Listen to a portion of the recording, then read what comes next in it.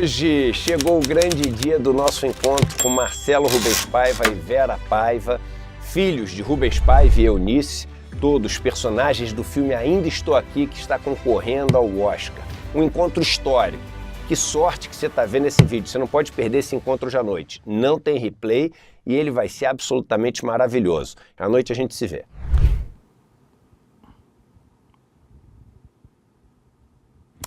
Oi pessoal, bom dia para vocês, 7 horas em ponto, hoje já é dia 25 de fevereiro de 2025, estamos caminhando para o fim do segundo mês do ano, nem parece porque começou outro dia, né?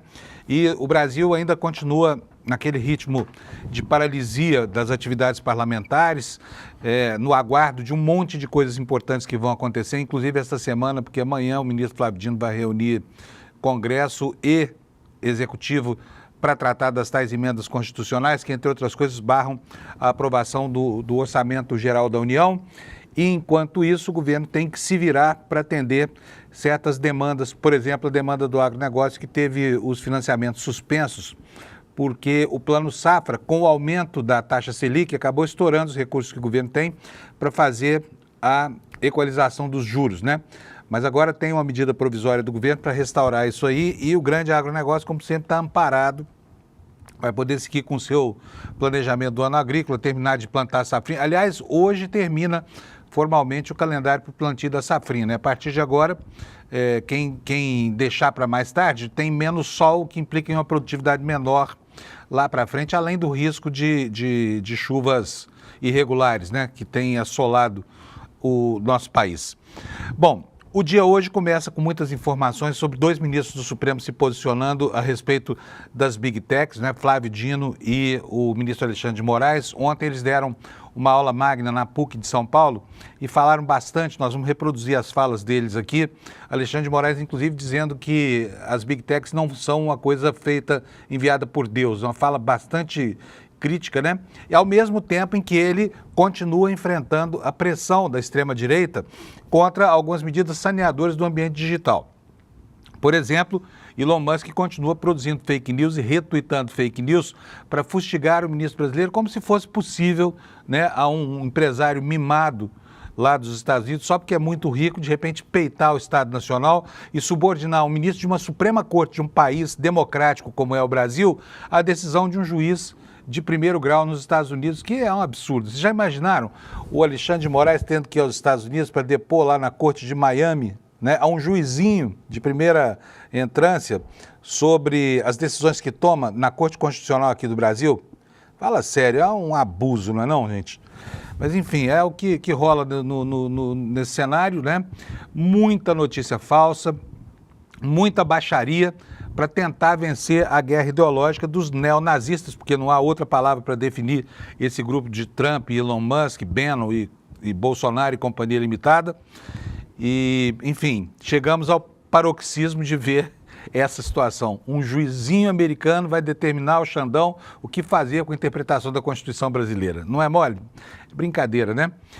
Bom, vamos começar dando uma olhadinha no site do ICL, daqui a pouquinho eu falo sobre a meteorologia, porque hoje tem calorão pelo Brasil e tem chuvas de novo, né? Vou pedir para o Alex. Bom dia, Alex, tudo bem? Dando bom dia, Vanuso, bom dia, chat, bom dia a todos. Tudo bem, Alex? Antes de mais nada, futebol ontem não teve não, né?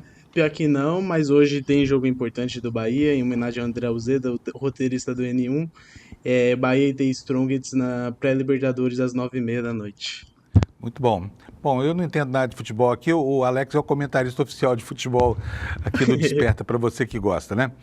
Gente, olha aqui, ó, página principal do site do ICL Notícias, estão aqui os destaques do nosso site. Moraes diz que Big Techs não são enviadas de Deus, associa redes sociais a fascismo. Uma fala muito forte, como eu disse numa aula magna ontem, da qual também participou o ministro Flávio Dino. O segundo destaque, Lula anuncia parcela do pé de meia e ampliação do programa Farmácia Popular. O presidente anunciou que o pagamento de incentivo a estudantes começa hoje, nessa terça-feira, né? Duzentão todo mês para melhorar a concentração e diminuir a evasão escolar. Os outros destaques são: o governo Tarcísio começa a desmontar uma empresa que gerencia o transporte público. As eleições lá na semana, os ecos da eleição, né, em que a esquerda perdeu espaço e a direita ganhou, tendo a extrema-direita também alçado a um novo patamar. Então agora começam as negociações para a formação de um novo governo lá na Alemanha, que tem regras muito complicadas, né, para o preenchimento das 630 cadeiras lá do Bundestag. O nosso site também traz aqui uma reportagem sobre os escorpiões, né, que são uma praga urbana no Brasil. Um estudo que aponta que os adoçantes artificiais podem aumentar risco cardiovascular. Então, você que gosta de ficar assim com um shape slim, né, gosta de ficar magrinho, presta atenção aí às notícias. Se você usa muitos desses adoçantes, é bom botar suas barbas de molho. E aqui o COAF aponta a esposa de um desembargador do TRF1 recebendo R$938 mil de uma empresa que está no alvo da Polícia Federal. Daqui a pouquinho a gente vai ver o que é isso tudo, tá bom? Já vimos aqui as manchetes do nosso site, vamos ver agora como é que vai ficar a meteorologia no Brasil e no mundo, né?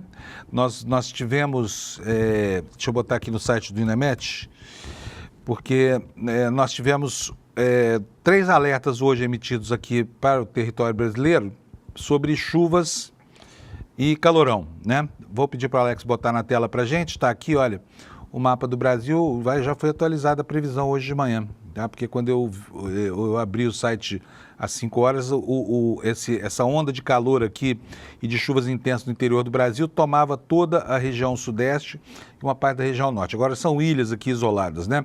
Vamos ver quais são os alertas. Chuvas intensas lá no Acre, no Amazonas, no leste do Amazonas, chuvas intensas, deve cair muita água lá, porque lá sempre tem chuvas intensas, né? Aqui no norte do Pará também chuvas intensas, chuvas que podem chegar a 50 ou 100 milímetros, para toda essa área amarela aí, que vai do norte até o Mato Grosso do Sul, excluindo aqui, né, esse coração aí do Mato Grosso, uma boa parte de Tocantins e de Goiás e todo o estado de Rondônia. Chuvarada lá também. E aqui no Rio Grande do Sul, calorão para os gaúchos. E vamos ver o que vai acontecer lá no Rio Grande do Sul? Vamos ver aqui, deixa o alerta entrar. Qual que é o alerta? Temperatura 5 graus acima da média por um período de 2 até 3 dias. Olha, gente, mas as informações com relação ao clima no planeta não são boas, tá? Não são boas.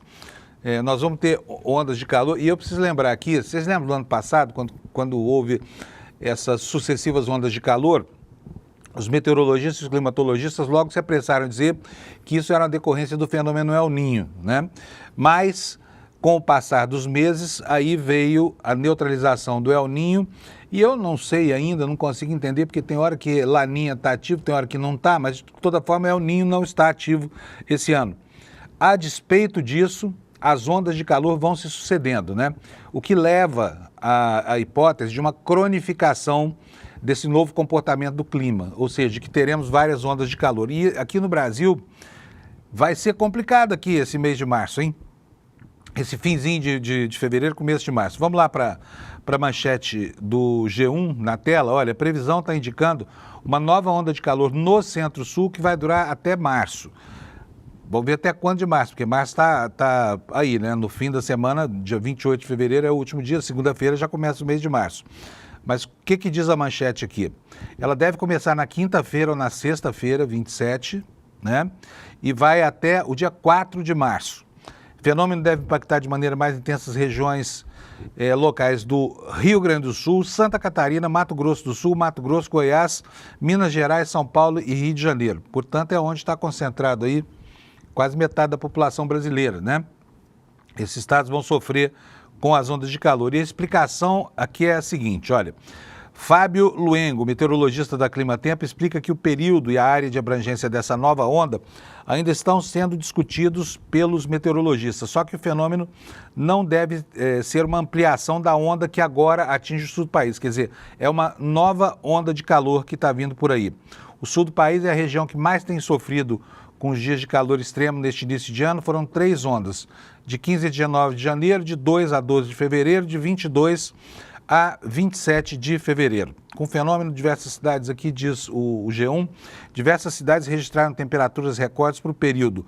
Quaraí, no Rio Grande do Sul, por exemplo, foi a 44 graus Celsius, hein? Puxa vida! É a maior temperatura observada no estado desde o início do monitoramento em 1910. Também uma das maiores temperaturas registradas, né, do centro-oeste para baixo, porque 44 graus é calor pra caramba. Bom, então tá aí feito o alerta, acautele-se, o carnaval vai ser um carnaval de muito calor. Até o dia 4 de março nós vamos ter calorão aí para acabar de importunar a nossa vida. Vamos falar de política, gente? Vamos? Bom dia para vocês, são 7h10 agora, nós estamos começando aqui a percorrer o noticiário. E ontem, você que estava aí grudado na televisão, na TV aberta, viu que o Lula apareceu lá, fez um pronunciamento rapidinho em cadeia nacional de rádio e televisão. Isso ilustra uma estratégia nova que já tem sido percebida pela população, porque o Lula agora fala, né? Usa todos os canais que tem à sua disposição, está dando entrevistas para a rádio, falando com sites da internet, o que é ótimo porque assim o governo sai das cordas e começa a criar uma pauta diferente daquela que é imposta pelo extremo. Estou nem falando de pauta positiva, mas a intenção é essa. E o Lula, desta vez, no pronunciamento de ontem, ele só fez uma menção à destruição do país por governos anteriores, mas o foco dele foi mesmo a economia. Temos aqui a repercussão no jornal O Globo. Olha, após o primeiro pronunciamento do ano, Lula planeja mais tempo na TV para tentar reverter a queda na popularidade. Os programas sociais são considerados importantes para construir uma vitrine e aumentar as chances de reeleição em 2026. Sobre isso eu quero só fazer um comentário. Está certa a estratégia de ocupar os espaços que são espaços legítimos nos meios de comunicação. Mas hoje em dia, qualquer comunicador social, qualquer marqueteiro, qualquer estudioso, né, do marketing digital sabe que a reputação se cria nas redes sociais. E aí, o governo Lula ainda não está bem. Não está bem. Embora tenha melhorado a sua exposição nos veículos da grande imprensa, né? O que precisa fazer? Precisa atuar mais nas redes sociais. O Bolsonaro, é difícil falar que o Bolsonaro fazia alguma coisa bem feita, mas se fez alguma coisa bem feita, foi a sua plataforma de comunicação, que era muito simples, né? É basicamente uma comunicação direta feita com auxílio só disso aqui, não precisa mais do que isso para falar com a população hoje. E aqui o governo ainda está devendo para a população, porque o Lula não consegue fazer uma live na internet, né? Acho que agora nem está tentando mais, porque a tentativa anterior, contrataram um baita jornalista, uma equipe para fazer isso e fizeram um programa anódino, porque a orientação equivocada da comunicação do governo não era de expor o presidente, era de preservar o presidente das suas eventuais dificuldades de comunicação. E aí deu o que deu, né? Chegamos aonde chegamos. Mas vamos ver o que o Lula disse ontem. Eu tenho aqui dois trechos da fala do Lula ontem, anunciando duas coisas. Primeiro, o pagamento para hoje, terça-feira, do programa Pé de Meia. O segundo anúncio foi com relação a gratuidades inovadoras na farmácia popular. Vamos ver a primeira fala do Lula sobre o Pé de Meia. Roda para mim, Alex, por favor. O pagamento da poupança de R$1.000 do programa Pé de Meia entra amanhã na conta e rendendo. Tem direito ao valor quem passou de ano. Mas quem concluiu o ensino médio já pode sacar a partir desta terça-feira. E olha que legal, mais de 90% dos jovens que estão no programa passaram de ano. Essa ação extraordinária está ajudando mais de 4 milhões de jovens a permanecerem na escola, melhorando a qualidade do ensino e aumentando a renda da família. Todo mês, o aluno que comparece às aulas recebe R$200. Se fizer o Enem, ganha mais R$200 também, num valor total que pode chegar a R$9.200. E a gente também criou o Pé de Meia licenciatura, um estímulo para quem se formou no ensino médio e teve boa nota no Enem, seguir a carreira de professor. Talvez o efeito mais importante dessa medida seja justamente esse, de estimular as carreiras do magistério, né? Porque, afinal de contas, o Brasil está devendo para os brasileiros em matéria de educação. Mas o presidente também aproveitou para anunciar uma outra medida, vocês percebam, nada de política, mas você vai ver um trechinho agora nessa fala que fala que versa sobre a destruição do país pelo governo passado. Vamos ver o que o Lula falou sobre o programa Farmácia Popular. Agora, todos os 41 medicamentos do programa serão de graça. quem tem doenças como diabetes, hipertensão ou asma, vai poder tirar sua medicação numa farmácia conveniada, apenas apresentando a receita médica e o seu documento de identidade. Além dos remédios, a farmácia popular trouxe outra novidade: a oferta de fraldas geriátricas, tudo de graça. Depois de 2 anos de reconstrução de um país que estava destruído, estamos trabalhando muito para trazer prosperidade para todo o Brasil, principalmente para quem mais precisa. Muito bem. Agora vocês perceberam que o debate está no campo da economia. Está todo mundo jogando no mesmo campo, a oposição e o governo, com a diferença de que o governo agora parece que contratou um centroavante, o Sidônio, porque antes ficava só na retranca e estava tomando gol. Vamos ver se essa estratégia agora vai funcionar, se vai dar certo, né? Bom, vamos falar sobre um outro desafio aqui que está colocado para o Estado. Eu não digo nem para o governo, porque o governo diz que comprou essa bandeira, mas vamos ver como é que ela vai desfraudá-la, né? Porque o caminho ainda não está dado. Que é a questão das mordomias dedicadas àqueles que se consideram os donos do serviço público brasileiro. Eu falei bastante aqui outro dia sobre as filhas de militares que não se casam nunca, porque assim elas garantem uma pensão vitalícia. Não se casam formalmente, né? Porque elas têm filhos e, enfim, vivem como companheiras, mas formalmente não se casam porque a lei fala em casamento, né? Casou, perde a mordomia deixada pelo pai, e isso se tratando de militares que entraram nas forças até o ano de 2001. Mas sabe quanto custa esse privilégio para o Brasil? 25 bilhões e 300 milhões custou no ano passado, tá? Esse ano vai para 27, quase 28 bilhões essa conta. É muita grana, é dinheiro demais, né? É dinheiro, mas é dinheiro demais. O que dá para fazer com isso? Dá para pagar 2 meses e meio do Bolsa Família para todo mundo no Brasil que recebe o benefício do Bolsa Família. Dá para construir um trem-bala ligando São Paulo a Campinas, por exemplo, né? E sabe quanto custa? Se você não me ouviu falar, eu vou repetir para você. Para cada pagador de impostos, só a conta das filhas dos militares?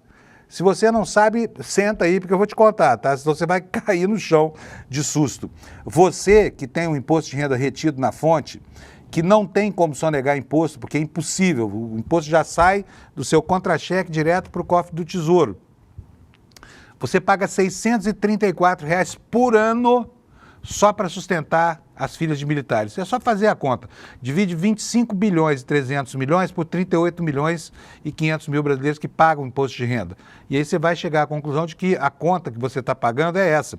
Você paga R$ 600 por ano, R$ 50 por mês. Dá para fazer muita coisa, né? Dá para assinar 2 ou 3 jornais com isso, 50 por mês, R$ 55 por mês. Dá para comprar... Quantas dúzias de ovos, Alex? Quanto é que está a dúzia de ovos? R$ 15 aqui no Brasil, é isso? Eu falei ontem, já esqueci. Então dá para comprar 3 dúzias de ovos, é o que você está pagando todo mês. Dá 30 ovos, R$ 27. Então beleza, dá para comprar 60 ovos por mês. É ovo para alimentar a família inteira durante um tempão, né? O Alex é meu assessor supermercadista aqui.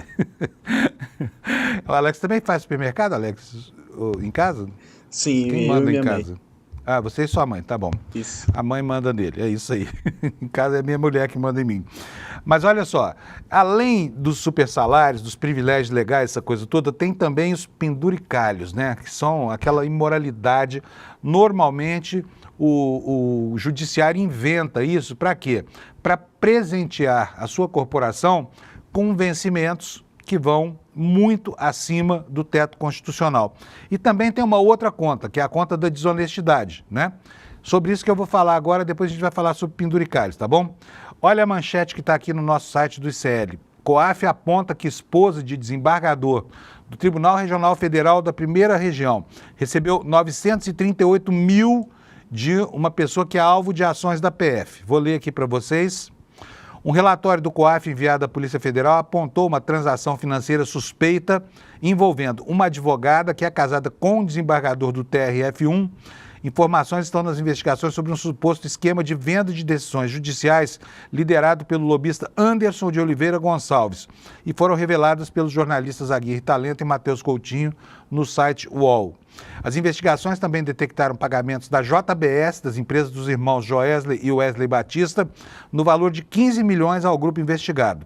O relatório do COAF monitorou movimentações financeiras atípicas realizadas pelo lobista e pela mulher dele, a advogada Miriam Ribeiro Rodrigues.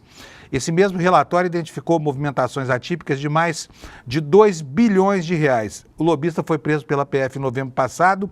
Miriam foi obrigada desde então a usar tornozeleira eletrônica. E na semana passada, a primeira turma do Supremo rejeitou um pedido de liberdade e manteve a prisão do lobista. Então nós estamos falando aqui da seara das suspeitas de uso criminoso do dinheiro para corromper a justiça, né?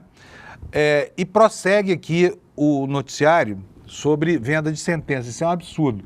Aliás, olha, Mato Grosso e Mato Grosso do Sul lideram o ranking das suspeitas nacionais, né? É uma vergonha isso para a justiça local. E eu conheço bem o judiciário de Mato Grosso, né? Porque respondo a 2 processos lá movidos pelo maior corrupto do Brasil, que se chama José Geraldo Riva. Um homem que, enfim, fez até delação premiada, confessou lá os seus maus filhos, mas me processa porque eu disse isso, é verdade, esse processo está correndo por lá. Mas temos aqui uma notícia que está na tela, olha, Zanin inclui mais um gabinete do STJ, estamos falando do tribunalzão, né, naquele inquérito sobre vendas de sentenças. Vocês se lembram desse assunto que está aí já há algum tempo pululando nas manchetes e que compromete assessores, por enquanto, assessores de ministros do STJ, que venderiam a sua influência sobre decisões judiciais. Mas vamos lá para a notícia. O que está descrito aqui no site do UOL? O ministro Cristiano Zanin autorizou que a PF passe a investigar mais um gabinete do STJ no inquérito que apura o vazamento de decisões da Corte e corrupção de servidores do tribunal. A decisão coloca agora 4 gabinetes do tribunal na mira dos investigadores da Polícia Federal. A PF encontrou mensagens de lobista comemorando decisões que teria conseguido no gabinete do ministro Paulo Moura Ribeiro e também levantou suspeitas sobre um servidor que atuou lá. São os assessores desses ministros, né, que estariam vendendo a influência que exercem sobre os magistrados. Diz aqui o UOL que o pedido foi apresentado no dia 11 de novembro e foi autorizado em 18 de novembro de 2024. Além disso, Zanin também atendeu a um outro pedido para unificar as investigações todas sobre esse assunto em um único inquérito. Com isso, as suspeitas envolvendo os gabinetes, tá? Por enquanto. Não estamos falando de ministros, estamos falando de gabinetes. Quais são? Og Fernandes, Isabel Galotti, Nancy Andrighi. Tudo isso vai ser investigado no mesmo procedimento junto com o gabinete do Paulo Moura. Para o delegado responsável pelo inquérito, isso vai permitir otimizar o andamento da investigação, tá? Então teremos logo novidades sobre essa história. Não, ainda não, daqui a pouquinho eu chamo o marketing, porque nós temos uma notícia relacionada com a nossa mensagem hoje, tá bom? Bom, gente, a gente estava falando aqui sobre o Lula, vamos voltar aqui para a pauta do governo. Qual é a preocupação agora? O Lula tem uma promessa de campanha para cumprir, né?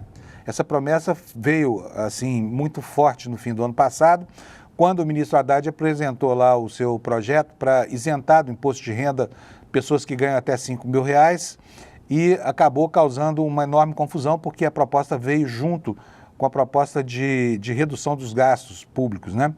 E a gente se lembra muito bem do que aconteceu aqui, o mercado recebeu mal, o dólar foi lá para cima, uma grande crise rondou o governo Lula por causa dessa questão. Mas a promessa ficou pendente de cumprimento e está aí na balança, né, do governo esperando uma oportunidade. Na sexta-feira, o ministro Haddad deu uma entrevista exclusiva para a gente aqui do ICL e declarou que o difícil não é fazer passar a isenção, o difícil é fazer passar de onde é que vem o dinheiro, né? A fonte que vai gerar os recursos, porque, obviamente, isso gera um gasto a mais e é um gasto expressivo para a administração pública. E a fonte dessa receita seria a tributação das pessoas mais ricas desse país. Quem ganha acima de 600 mil por ano ficaria sujeito a um imposto aí de cerca de 10%, que, aliás, é muito menor do que o que paga aquele que ganha, por exemplo, 10 salários mínimos, né? Proporcionalmente falando. Porque os grandes empresários, essa gente, os capitães de indústria, enfim, os grandões da economia brasileira recebem dividendos, né? Dividendo o que é? É a distribuição do lucro das empresas e isso não paga imposto de renda. Então, quer dizer, o dono de um grande banco não paga imposto de renda pelo que recebe, porque o que recebe está isento. O banco pode até pagar alguma coisa, paga muito menos do que paga uma empresa comum. mas o dono do banco não paga nada. E essa é a questão. Será que o Congresso vai permitir tributar gente que está aí, olha, com todas as benesses, sem pagar imposto nenhum, desfrutando o melhor da vida, né? Bom, a manchete que está no UOL relativa a isso é esta que você está vendo aí na sua tela. O governo foca a isenção do IR e ampliação do crédito para alívio nos bolsos. Em meio à queda de popularidade do governo Lula, duas grandes apostas para tentar reverter a situação. Isenção do imposto de renda, né? Ampliação das linhas de crédito mais acessíveis no mesmo cenário de alta baixa, mesmo no cenário de alta da Selic. As duas mais maduras são o consignado para trabalhadores com carteira assinada, que inclui mudanças para quem foi demitido e havia optado pelo saque aniversário, e o consignado para lojistas usando o fluxo do Pix como garantia. Para além desses dois grandes focos, o governo aposta em 2025 na ampliação das concessões e PPPs, que são parcerias com a iniciativa privada, e em medidas para melhorar a oferta de alimentos, melhorar o crédito para o pequeno agricultor, que, aliás, não sofreu nem um minuto com essa crise de liquidez aí do crédito rural, né? E aí a matéria começa a discorrer quais são as dificuldades que o governo vai enfrentar para fazer passar a sua plataforma para a economia, já que, ao que tudo indica, o debate ao longo desse ano vai se dar exatamente nesta seara. Vamos falar um pouquinho mais sobre privilégios. A gente falou agora há pouco sobre juízes e não sei o que mais, e penduricalho, mas tem gente se comportando mal também no Poder Executivo, né? E hoje tem uma matéria na Folha mostrando isso. Mais uma vez, o protagonista é o ministro Juscelino Filho, que é, sem dúvida nenhuma, aquele que mais recebe citações desairosas quando o assunto é mau uso dos privilégios conferidos a essas autoridades. Agora está aí a manchete da Folha dizendo que ele usou um avião da FAB para voltar da praia depois de uma reunião com Lula. Isso aconteceu durante o mês de janeiro, o ministro estava de férias lá, se eu não me engano, em Porto Seguro, na Bahia. Eu acho que sim, já confirmo aqui para vocês. E aí o Lula chamou ele para uma reunião em Brasília, ele falou, não vai dar tempo de pegar um avião de carreira. A matéria não fala quantos dias o Lula pediu para que ele chegasse, mas de toda forma ele falou, olha, eu não posso, estou aqui na Buena com a minha família, manda um avião aí. Aí foi o avião para Porto Seguro. Só que ele também voltou para Porto Seguro no avião da FAB, né? E imagina quanto custa isso. Fico aqui pensando no seguinte, um médico obstetra, que tem lá, né, mulheres o ano inteiro chegando a termo nas suas gestações, e o cara precisa tirar férias. Aí ele está lá, em Porto Seguro, toca o telefone, uma paciente dele tá para dar à luz. Aí ele liga para a presidência da República e fala, olha, Lula, manda um jatinho aí para mim, que eu preciso ir lá fazer o parto, lá em São Paulo, e volto. Não é assim que acontece, né? No mundo das pessoas normais, todas essas intercorrências que acontecem no jornalismo, então acontece demais. O repórter está de férias lá no interior da Bahia, toca o telefone dele, é o chefe falando, olha, volta porque aconteceu alguma coisa, volta porque a economia aconteceu isso, volta porque tem um golpe de Estado. E aí a conta quem paga é o próprio jornalista. Mas vamos ver o que diz a notícia sobre o ministro Juscelino Filho, esse péssimo exemplo de comportamento do governo, né? Eternamente nas manchetes, com notícias que são notícias negativas, criando aqui uma agenda negativa para o governo. Não sei o que o Lula faz com esse ministro até hoje lá. É uma paixão desmedida por esse Juscelino Filho. Já teve 1,5 milhão de motivos para demitir, não demitiu, e o ministro continua fazendo o que se espera dele, né? Produzindo escândalos, né? Juscelino Filho estava de férias na Bahia e disse que não havia voos comerciais para chegar a tempo, mas não explica o retorno dele às férias. O que diz a notícia? O ministro das Comunicações, Juscelino Filho, do União Brasil, usou em janeiro um avião da Força Aérea Brasileira para fazer um bate-volta entre o litoral da Bahia, onde passava férias com a família, e Brasília. Precisou viajar até a capital federal no dia 10 de janeiro, porque foi chamado pelo Lula para uma reunião no Palácio do Planalto. Ele argumentou que não tinha como chegar a tempo e por isso solicitou ao governo a aeronave. No mesmo dia, depois do encontro com o presidente, o ministro pediu um outro avião da FAB para levá-lo de volta a Porto Seguro, para que ele pudesse regozijar-se do bom da vida, porque afinal de contas, né, Porto Seguro. A regra para uso de aviões da Força Aérea, diz o site aqui da Folha, O que ela fala? Abrange voos de emergência médica, razões de segurança ou viagens a serviço. Juscelino Filho, portanto, a viagem da volta não era viagem a serviço, né? Juscelino Filho tinha seu período de férias em todo o mês de janeiro. Foi chamado a Brasília para reunião com Lula e outros ministros no dia 10 para discutir as novas diretrizes de moderação de conteúdo da Meta. No ofício encaminhado à FAB para solicitar o avião, o gabinete do ministro justificou que a reunião havia sido marcada para as 10 horas. Não havia outra forma de chegar a tempo para o compromisso. Ele argumenta que foi convocado por volta das 18 horas do dia anterior. Beleza. Se a justificativa valer, será que era tão importante assim? Juscelino Filho está em Brasília para falar sobre regulação dos conteúdos da Meta, assunto que não é da área de expertise desse ministro? Bom, o fato é que ele voltou para Porto Seguro no avião, né? Aqui, segundo ele, aqui, olha, em consulta às companhias aéreas não foi encontrada a possibilidade de voo comercial que chegue a tempo do cumprimento da referida agenda. Pesquisa nos sites das companhias mostra que há um voo todas as sextas que sai de Porto Seguro às 3h40 e chega a Brasília por volta das 9h. Então havia o voo, né? O ministro só não foi porque, imagina, vai perder a noite de sono, chegar às 2h40 no aeroporto. A gente tem que lembrar também que eles têm, né, tratamento VIP, não passam por sala de espera, nada disso, simplesmente embarcam lá quando chegam no avião. Esse voo chega a Brasília então às 9 horas, a reunião era às 10, dava tempo, né? Fazendo uma escala. Não é possível saber se havia vagas nesses voos, considerar que era um período de férias, né? O anúncio da Meta, com suas novas diretrizes, ocorreu na terça-feira anterior, dia 7. Portanto, né, quase uma semana antes. O presidente Lula havia declarado publicamente, ainda na manhã da quinta, portanto, o ministro sabia, né, do que o esperava, mas não se acautelou. E aí, fácil, né? Toca o telefone. Alô, Fábio, olha, estou aqui na praia tomando uma caipirinha, preciso estar em Brasília amanhã às 10, mande aí um avião para mim. Aí chega lá o avião e não bastasse, né, a mordomia da volta, fica também a mordomia da ida de Porto Seguro para Brasília, fica também a mordomia da volta. Essa sim, olha, é indesculpável, né?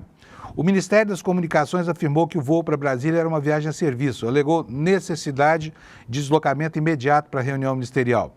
A assessoria de Juscelino não respondeu o motivo de o ministro ter utilizado novamente um voo oficial para retornar à Bahia, quando não havia nenhuma urgência de chegar ao destino e havia alternativas de voos comerciais em diferentes datas. Então está aí, ministro Juscelino, lembrando aqui o Barão de Tararé, de onde nada se espera, daí é que não sai nada mesmo, né? E a gente pode até inverter o bordão e dizer, de onde se espera tudo, daí é que vem tudo mesmo, né?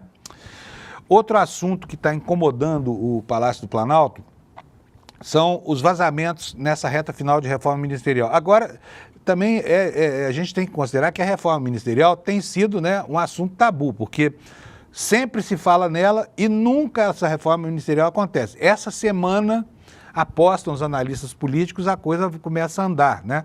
Com a substituição da Anísia Trindade pelo Padilha lá no Ministério da Saúde, e vamos ver o que mais. Parece que por enquanto é só isso. Mas tem tido vazamentos. Obviamente que tem tido vazamentos, porque nessa oportunidade todos os interessados têm relações com colunistas de jornal, com repórteres, e aí eles começam, né, a vazar informações que são do seu interesse. Mas o Lula não está gostando, não. Olha só na tela aí, Alex. Lula se queixa de vazamentos em reta final antes da reforma ministerial. Segundo relatos, o presidente diz que os ministros ameaçados não podem descobrir a situação pela imprensa, como, aliás, aconteceu com a Anísia. Antes de ler, não, depois eu comento, vai. Eu ia fazer um comentário aqui dizendo que, né, tem ministro sendo frito aí sem saber, está sabendo da demissão pelos jornais.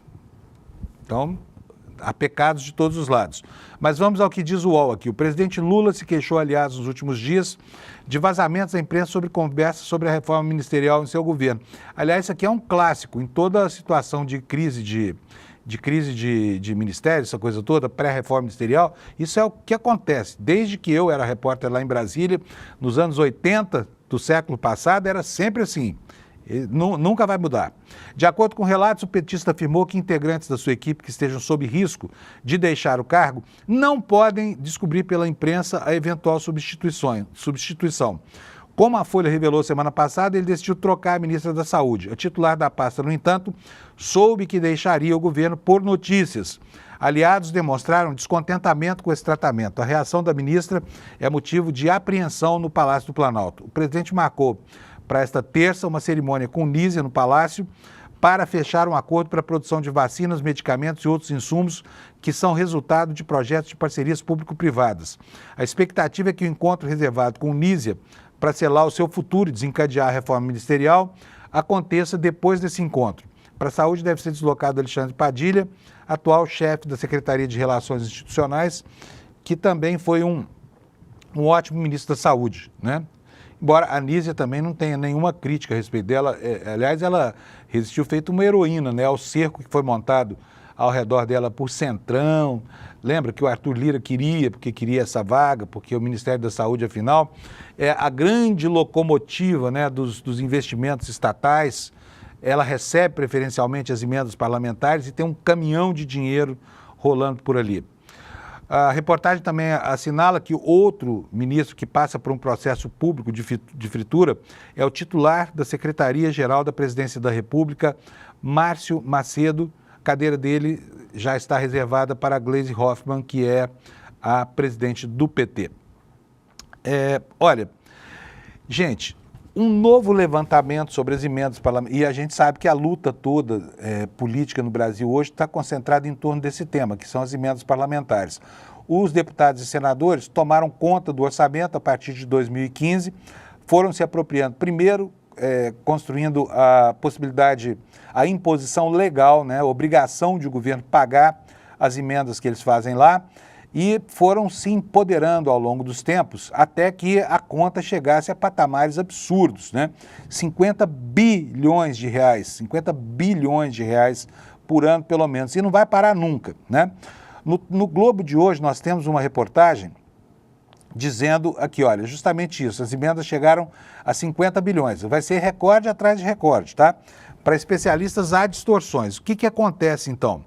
É porque muitas dessas emendas não passam pela necessidade de fazer um estudo prévio, nada. É dinheiro que o deputado joga lá na prefeitura ou na ONG dele, essa coisa toda, e que não tem nenhuma justificativa. Não foi feito nenhum estudo sobre o impacto social que geraria, nada disso, né? Então, o que diz a reportagem do Globo aqui? Enquanto o Supremo Tribunal Federal encabeça, junto ao Congresso e ao governo, o debate sobre transparência e critérios de distribuição de emendas parlamentares, outra discussão fica ofuscada. A dimensão dos valores. Eu não sei por que fica ofuscada, porque está tudo tão claro, né? As verbas escolhidas por parlamentares do orçamento vão superar a barreira de 50 bilhões, né? E aqui especialistas afirmam que o crescimento dessas verbas prejudica a alocação de recursos públicos, pulveriza ações do poder público, favorece o clientelismo e ainda reduz a capacidade de planejamento do Estado. O valor exato para as verbas que poderão ser escolhidas por parlamentares ainda não foi definido porque o orçamento não foi votado, mas os números disponíveis revelam o espaço que os parlamentares brasileiros têm para decidir onde gastar. Agora vem o dado importante da reportagem, né? Esse percentual aqui, olha. Em 2025, cerca de 20%, uma em cada 5, de todas as despesas discricionárias federais, ou seja, aquelas que o governo decide efetivamente como alocar, vão ter o seu destino escolhido por parlamentares por meio de emendas, né? E muitas vezes essa destinação é criada pela distorção da aplicação do dinheiro disponível que a sociedade deixa à disposição do Estado, né, para esse enorme condomínio chamado Brasil. Embora as despesas totais do governo federal superem 2 trilhões e 300 bilhões de reais em 2025, apenas uma fração disso pode ter seu destino efetivamente decidido, por 2 motivos. Primeiro, porque a parte do leão, vai para os bancos, né? Outro dia mesmo eu mostrei aqui que logo na semana passada o governo gastou o seu primeiro trilhão em 2025 pagando contas e que a parte do leão foi para os bancos, 616 bilhões em 1 trilhão e 800 bilhões de despesas já realizadas, né? Então tem isso, Primeiro paga o banqueiro, com o que sobrar paga o resto. Aí desse restante, 1/5 vai para os parlamentares, tem mais um monte de verba carimbada com carimbo constitucional, isso aqui só pode ir para a saúde, isso só pode ir para telecomunicações, isso só pode ir para tal coisa e tal coisa. Então, o espaço de manobra do governo é muito pequeno. Por isso que a gente vê com um orçamento tão grande, né, na casa dos trilhões de reais, uma luta tão intestina por verbas tão pequenas. Olha, aqui diz a reportagem do jornal, o que sobra disso é calculado em 241 bilhões por ano, é que pode ser destinado com alguma liberalidade pelo governo. É nessa fatia do orçamento que ficam as obras públicas, compras de equipamentos, concessão de bolsas universitárias e demais despesas chamadas de discricionárias, incluindo aí a manutenção básica da máquina pública como o pagamento de contas de luz. E aqui fica mais uma observação. Existe uma regra na Constituição chamada regra de ouro, que fala que o Estado não pode investir mais, né, em programas que deem lucro, por exemplo, investir numa ponte, não pode se endividar, a não ser para o pagamento de dívidas, né? Então, por exemplo, se faltar dinheiro para comprar sabonete no serviço público para as escolas vão ficar sem sabonete. Se faltar para merenda, elas ficam sem merenda. Só o banqueiro é que não fica nunca sem dinheiro. E aí tem uma outra distorção com relação a essa história de direcionar recursos com liberdade via emendas, que são os tais gastos paroquiais, né? Do montante livre, diz aqui a reportagem, de 2025, por volta de 1/5, como eu falei, de cada R$5 investidos, R$1 é decidido dessa forma, né? Será destinado às emendas parlamentares. É um patamar que tem se mantido elevado desde 2020. Gente, olha, já são 7h41, eu preciso entrar no assunto principal do dia, que eu sei que vocês estão esperando, que são as falas dos ministros do Supremo ontem, né? E eu vou aproveitar para fazer isso agora. Mas eu quero introduzir o assunto mostrando para vocês o que motiva essas falas que nós vamos ver. E vou começar citando um fato de ontem aqui. Vou pedir para o Alex colocar para mim esse... eu quero que tire a minha tela do ar, Alex. Põe aquele print que eu coloquei do Twitter, por favor. Olha só, o que é isso aí? Isso é um sujeito chamado Mário Naufal, é um empresário australiano, deve ser amigão do Elon Musk, porque o Musk vive retuitando as coisas dele. Aí esse cara botou essa tuitada aí na tela, falando, será que o ministro Alexandre de Moraes tirou o dinheiro que ele tinha dos Estados Unidos? Primeiro, é uma suposição que não tem nenhuma comprovação de que o ministro Alexandre de Moraes tem algum dinheiro nos Estados Unidos. Mas o print dele, que está em inglês, afirma aí que o ministro Alexandre de Moraes tirou todos os dinheiros que tinha nos Estados Unidos por causa dos processos que está enfrentando abertos pelas plataformas das Big Techs, né? Então, esse cara, esse sujeito afirma que o ministro Alexandre de Moraes retirou aquilo que ele não tinha em função de estar respondendo ao processo. Aí, lá no finalzinho, aí embaixo de tudo, você vai ver aqui, ó, a fonte aí, source, ANCAP SU. Fui saber o que é ANCAP SU. Por quê? O Elon Musk, que aparece nos tweets de todos, eu chamo de Twitter, não consigo chamar de X, tá? Mas o Alexandre de Moraes, o Elon Musk aparece nas contas de todo mundo, inclusive de quem não, como eu, não o segue, né? Retuitou o que esse Mário Naufal falou, o amigão dele. E a fonte é o ANCAP. Fui procurar saber o que é ANCAP. O que é ANCAP? Porque ANCAP a gente sabe, é anarcocapitalista, né? Então, a fonte que o sujeito usa para produzir uma notícia falsa que depois o Elon Musk vai mandar para o mundo inteiro é este aqui que eu vou colocar para vocês na tela. Põe minha tela agora, Alex. Ricardo Albuquerque. Esse aqui é o tal do ANCAP. Quem é Ricardo Albuquerque? Ele diz que é engenheiro, advogado, especialista em segurança do desenvolvimento de software, youtuber, gestor do canal Safe SRC e outros. E publica da Flórida, lá nos Estados Unidos. Sabe quantos seguidores esse cara tem? Olha aqui, ó. Opa, deixa eu tirar isso daqui que é o meu roteirinho. Pode botar de novo aí, Alex. Olha aqui, ó. 28 pessoas. Aliás, ele segue 28. Ele tem 9.553 seguidores. O cara não é nada, sabe? Não é nada, o tal do ANCAP aqui. Só que ele é seguido por esses caras, pelo amigo do Musk, essa coisa toda. E aí cria uma corrente mundial com informação falsa, e a campanha é uma campanha sórdida, é uma campanha pesada. Vocês estão vendo de onde surge a munição. Aí ontem, o Xandão foi dar uma aula magna na PUC de São Paulo. Obviamente que ele está sofrendo esse bombardeio aqui todo dia. E ontem ele falou sobre o papel das Big Techs. Eu vou pedir para o Alex botar na tela para você o vídeo que resume a fala do que o ministro pensa sobre as Big Techs brasileiras. Aliás, uma imagem muito boa. Põe na tela, Alex, por favor. A gente fala tanto de lei de proteção a dados, né? E as Big Techs, de graça, gratuitamente e sem autorização, elas têm informações detalhadas de todos nós. A partir dessas informações detalhadas, tanto no campo econômico, direcionam produtos, mas num determinado momento, determinado grupo norte-americano falou, o eleitor nada mais é do que um consumidor. É um consumidor de ideias políticas. O eleitor, assim como o consumidor, pode ser doutrinado, pode ser direcionado.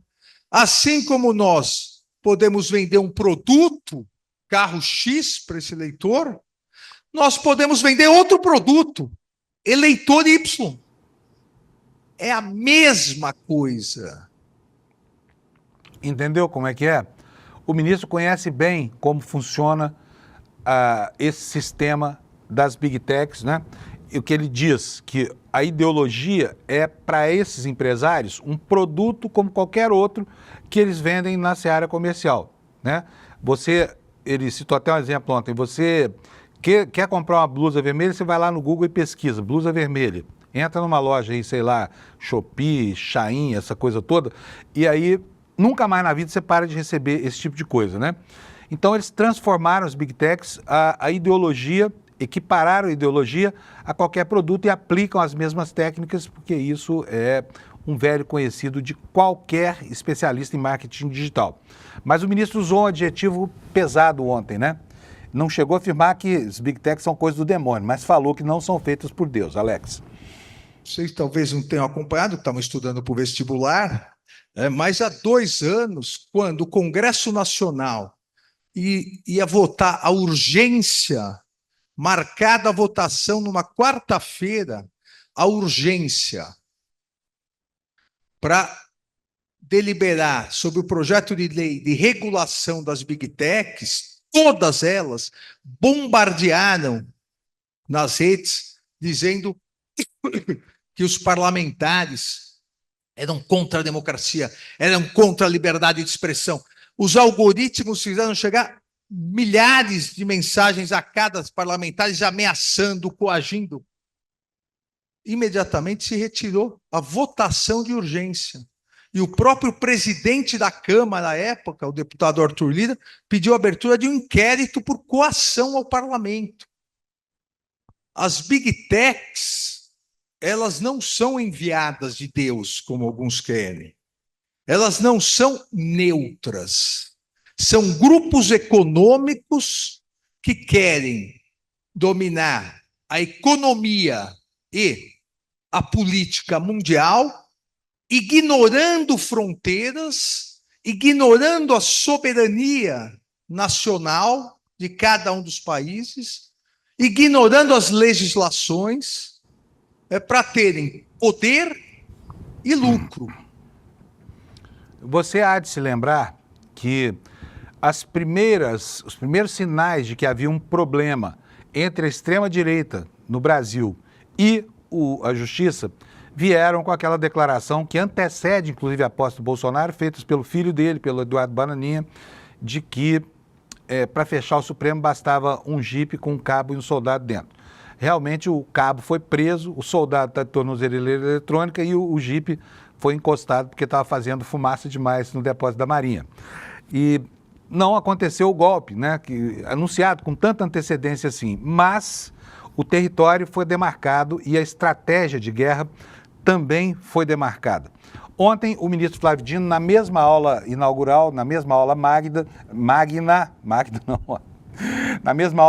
lá na PUC de São Paulo, ele falou sobre o papel do Supremo e as críticas, né, de que o Supremo é um tribunal que tem atuado com ativismo judicial, etc, etc, etc. Ele começou definindo, a primeira coisa que o ministro falou é que hoje a Constituição, a partir de 88, a Constituição deu uma outra importância para o Poder Judiciário e que ele não poderia se furtar a esse papel, né, um papel no primeiro plano da cena política, porque isso beiraria a omissão. Mas, entre outras coisas, ele comparou a composição do plenário do Supremo, em termos de popularidade, com a seleção brasileira. Vamos ver, Alex. Eu sou desse tempo em que, se vocês pegassem um táxi em São Paulo, ou fossem na 25 de março, e perguntassem a qualquer pessoa, cite o nome de 5 jogadores da seleção brasileira. A pessoa sabia na ponta da língua. E esse mesmo interlocutor recebesse a seguinte demanda: cite o nome de 5 ministros do STF. A pessoa, no meu tempo, ia dizer: meu filho, o que é STF? Hoje, queridos, queridas, provavelmente, é o meu caso, não sei dizer o nome de 5 jogadores da seleção brasileira, mas se vocês fizerem esse teste com o taxista na 25 de março, a pessoa vai saber não só os nomes, como vai emitir opinião sobre cada um. Vai dizer: Alexandre é aquele, assim, assim, assim. O Flávio, fake news, é aquele acima do peso. Por que isto? Porque os tempos são outros. E obrigaram a que o STF, esse terceiro poder, outrora desconhecido, se tornasse, de algum modo, partícipe da vida das pessoas. E isto não é derivado de uma deformação moral ou de uma opção individual dos atuais julgadores do Supremo. Eu preciso fazer uma correção aqui. É óbvio que isso não era na PUC, era na USP, né, na Faculdade de Direito lá de São Francisco. Eu falei PUC aqui por pura distração, vocês vão me desculpar. Mas vocês viram aí, ouviram na fala do ministro a justificativa para essa atuação do Supremo Tribunal Federal, né? É uma atuação que é classicamente chamada de ativismo pelos críticos, mas que, na verdade, ela acontece por causa do pressuposto de que não agir significa prevaricar. Eu, pessoalmente, concordo bastante com o ministro aí. E ainda acrescento mais, hein? Isso que é chamado pela extrema-direita de ativismo foi exatamente a salvaguarda da nossa democracia, né? Acontece que as críticas partem do sistema de justiça. O sistema de justiça não é formado só pelo judiciário, Ministério Público, né, as advocacias mantidas pelo Estado. E nós tivemos aí um ser que parecia ter sumido, voltado para o reino de Hades, de onde nunca deveria ter saído. De repente ele ressurge, do nada, assim, para assustar os nossos dias e as nossas noites. E quem traz de novo esse ser à vida é a nossa querida Carolina Brígido, que é comentarista daqui do ICL, no site Platô BR. O que ela está dizendo? Olha, o Aras, você lembra do Aras, Augusto Aras, aquele PGR, que morria de medo do Bolsonaro, que conseguiu não fazer nada durante a pandemia, enquanto o Bolsonaro criava situações que levaram 711 mil à morte, esse cara não fez nada. Olha aí, ó. Hoje ele está ganhando dinheiro, não é mais do Ministério Público, ele é advogado, né? E olha só, o que a Carolzinha está dizendo aqui para a gente? Augusto Aras criticou uma investigação que embasou a denúncia do Paulo Gonet, disse que seus encontros com o então presidente seriam para falar, sabe de quê? O que ele ia falar com o Bolsonaro? Futebol. Futebol deve ser uma referência às tais 4 linhas lá que o Bolsonaro fala, né? Vamos ler aqui um trechinho do que diz a Carolina pra gente. Antecessor de Paulo Gonet no comando da PGR, hoje advogado Augusto Aras, tem sido criticado por não ter apresentado denúncia contra o presidente ao STF enquanto chefiava a instituição. Do que ele está reclamando aqui? Na delação premiada, o tenente-coronel Mauro Cid disse que o então presidente o recebia no Palácio da Alvorada cerca de uma vez por mês. Ainda segundo o Cid, que também participava dos encontros, a subprocuradora da República, Lindora Araújo, braço direito de Aras, para os casos criminais, também frequentava bastante o Palácio da Alvorada. Eles eram amigos, né? A Lindora foi aquela que escreveu que não havia comprovação científica de que máscara servia como barreira à disseminação da Covid. Em entrevista exclusiva à coluna, Aras criticou a investigação da Polícia Federal que embasou a denúncia apresentada ao Supremo pelo sucessor dele, o Paulo Gonet. Sobre os encontros regulares que tinha com Bolsonaro, ele diz que nessas ocasiões os dois conversavam sobre futebol, não tinha mais nada para falar, né? Então vamos lá, você vê essa matéria no site do Platô BR, eu tenho a dizer apenas que se o Ministério Público, né, ou seja, Aras, tivesse tocado essa investigação contra o Bolsonaro, provavelmente ele seria presidente da República até hoje, né? Porque esse cara, esse Aras, não fez nada. Esse sim prevaricou o tempo todo. Ele tem o juízo de acusação, é possível isso. Quando o Ministério Público deixa de apresentar uma denúncia, o Judiciário não tem o que analisar. Por quê? O juízo de acusação é do promotor, caso ele. E agora ele vem dizer, a Polícia Federal não pode, é só procurador do Ministério Público Federal. Por quê? Né? Por quê? Aras, vai ganhar o seu dinheiro sem aparecer por aí, porque é melhor para você, sua imagem fica mais preservada, tá bom?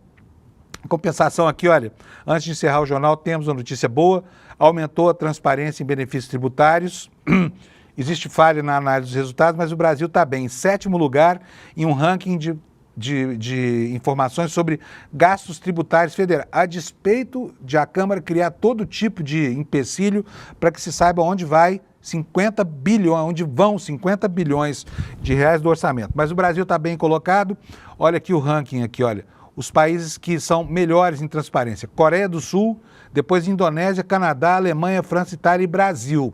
Nós ficamos à frente, olha, da Bélgica, de Portugal, da Austrália, da Holanda, da Suécia. Então, primeira vez que eu vejo o Brasil numa posição confortável como essa aqui, né? Bom, antes de encerrar o jornal, gente, eu preciso falar com vocês sobre... vocês viram aquela cena ridícula de ontem, né? Do domingo, em que o Marcelo Rubens Paiva foi agredido por alguém, não se sabe quem é ainda, e até agora não se achou aquele sujeito. E hoje aqui no ICL nós vamos ter uma coisa muito, muito importante, né? Que é o seguinte, o Marcelo Rubens Paiva e a Vera Paiva vão estar aqui conosco hoje às 8 horas da noite, numa entrevista feita pela Juliana Dalpiva, com a participação do Eduardo Moreira. E olha, eu desde que assisti o filme, Ainda Estou Aqui, digo que não tem problema se não ganhar o Oscar. É um filme que é uma joia, é uma preciosidade da indústria cinematográfica. Por quê? Porque ele teve o condão de levar para o mundo, com toda a delicadeza e suavidade, sem mostrar explicitamente nenhuma cena efetiva de tortura, mas ele conseguiu dar as cores da violência, da virulência, da temeridade, das temeridades produzidas pela ditadura militar brasileira, que durante muito tempo ficaram jogadas sobre uma espécie de tapete institucional colocado desde 1979 pela lei da anistia. Mas agora, com o filme correndo o mundo, as pessoas tomam conhecimento disso, né? E aqui no Brasil, a extrema-direita histriônica, como de fato em qualquer lugar do mundo, reage mal. É o caso dessa pessoa que atacou o Marcelo Rubens Paiva. A informação que tem aqui é que a foto do agressor vai ser levada à polícia para que seja possível identificar esse cara, né? Então, tomara que identifique mesmo, porque, embora a agressão não vá ali assegurar uma pena, nada disso, pelo menos a gente vai saber quem é o covarde que atira objetos num cadeirante em pleno baile de carnaval, né? Então tá aqui mais uma última informação para vocês, olha, as imagens do agressor vão ser levadas à polícia, né? Estranho que até agora ninguém tenha identificado esse cara. Muito estranho mesmo. Então, volto a falar aqui, olha, faz a sua inscrição aqui no site do ICL, olha, despertaicl.com.br. Se você quiser apontar o seu telefone aqui para esse QR Code, é mais fácil ainda. Você vai chegar nesse link, que é, mas para todos os efeitos, facinho de decorar, despertaicl.com.br, faz sua inscrição e aí você assiste nessa grande plateia que vai se formar a essa entrevista do Marcelo Rubens Paiva e da Vera Paiva, falando sobre o contexto histórico que acabou fazendo com que o pai deles, né, o ex-deputado Rubens Paiva, desaparecesse até hoje sem que ninguém saiba como ele morreu, em que circunstâncias ele morreu, e os assassinos permanecessem impunes até agora. Tomara que não fiquem mais a partir do entendimento do Flávio Dino no Supremo, tá bom? Então é esse o recado, despertaicl.com.br, o QR Codezinho está aqui, você pode apontar seu celular, só deixar seu e-mail, não precisa mais nada. E olha, muito importante, hein? Não precisa ser apoiador do ICL, tá? Tá aberto para todo mundo, então você vai lá e faz a sua inscrição e à noite nós estaremos juntos assistindo a entrevista que a Juliana Dalpiva fez com os 2 filhos do Rubens Paiva, tá bom? Às 8 horas da noite, tá? Olha, acabou, agradeço a vocês, acompanhe agora o N1 e eu encontro vocês aqui amanhã às 7 horas da manhã, tá bom? Tchau, bom dia para todo mundo. Hoje chegou o grande dia do nosso encontro com Marcelo Rubens Paiva e Vera Paiva, filhos de Rubens Paiva e Eunice, todos personagens do filme Ainda Estou Aqui, que está concorrendo ao Oscar. Um encontro histórico. Que sorte que você está vendo esse vídeo, você não pode perder esse encontro hoje à noite. Não tem replay e ele vai ser absolutamente maravilhoso. À noite a gente se vê.